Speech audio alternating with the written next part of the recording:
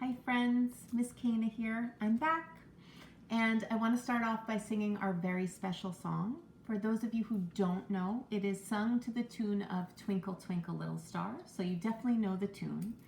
And it was created especially for my pre-K and K art enrichment classes, but now everybody gets to join in and sing. Usually by this time in the year, my students know all these words by heart and they can sing it all, and I just get the privilege of listening. So I'm gonna imagine in my imagination today all your beautiful voices singing. So let me hear them. Okay, here we go. 1, 2, 3. Hello, hello everyone. Now it's time to have some fun. Raise your voice to sing this song. Feel your heart beat loud and strong. Touch your head and then your eyes.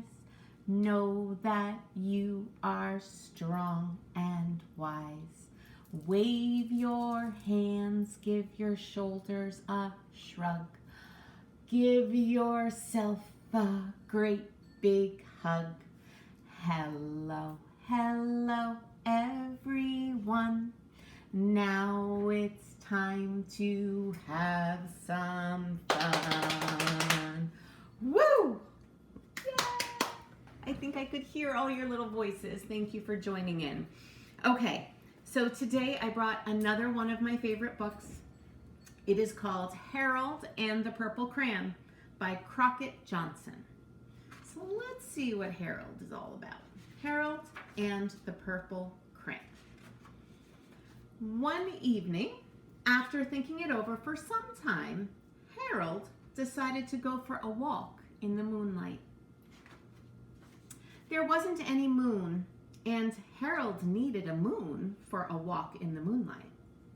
And he needed something to walk on. He made a long, straight path so he wouldn't get lost.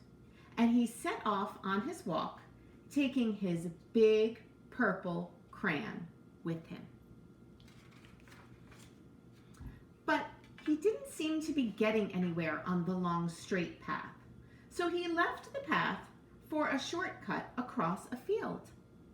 And the moon went with him.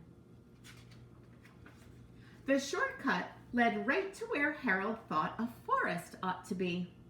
He didn't want to get lost in the woods, so he made a very small forest with just one tree in it. It turned out to be an apple tree. The apples would be very tasty, Harold thought, when they got red. So he put a frightening dragon under the tree to guard the apples. It was a terribly frightening dragon. It even frightened Harold. He backed away. His hand holding the purple crayon shook. Suddenly, he realized what was happening. But by then, Harold was over his head in an ocean. He came up thinking fast, and in no time he was climbing aboard a trim little boat. He quickly set sail, and the moon sailed along with him. After he had sailed long enough, Harold made land without much trouble. He stepped ashore on the beach, wondering where he was. The sandy beach reminded Harold of picnics, and the thought of picnics made him hungry. So he laid out a nice, simple picnic lunch. There was nothing but pie. There were all 9 kinds of pie that Harold liked best. Wow, that's a lot of pie. When Harold finished his picnic, there was quite a lot left.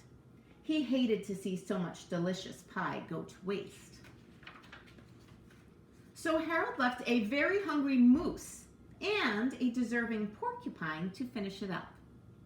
And off he went, looking for a hill to climb to see where he was.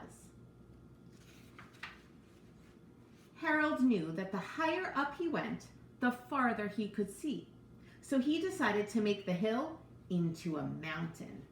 If he went high enough, he thought, he could see the window of his bedroom. He was tired and he felt he ought to be getting to bed. He hoped he could see his bedroom window from the top of the mountain. But as he looked down over the other side, he slipped, and there wasn't any other side of the mountain. He was falling in thin air. But luckily, he kept his wits and his purple crayon. He made a balloon, and he grabbed onto it. And he made a basket under the balloon, big enough to stand in. He had a fine view from the balloon, but he couldn't see his window. He couldn't even see a house. So he made a house with windows, and he landed the balloon on the grass in the front yard. None of the windows was his window. He tried to think where his window ought to be. He made some more windows. He made a big building full of windows. He made lots of buildings full of windows. He made a whole city full of windows. But none of the windows was his window. He couldn't think where it might be. He decided to ask a policeman. The policeman pointed the way Harold was going anyway, but Harold thanked him. And he walked along with the moon, wishing he was in his room and in bed. Then, suddenly, Harold remembered. He remembered where his bedroom window was when there was a moon. It was always right around the moon. And then Harold made his bed. He got in and he drew up the covers. The purple crayon dropped on the floor and Harold dropped off to sleep. The end.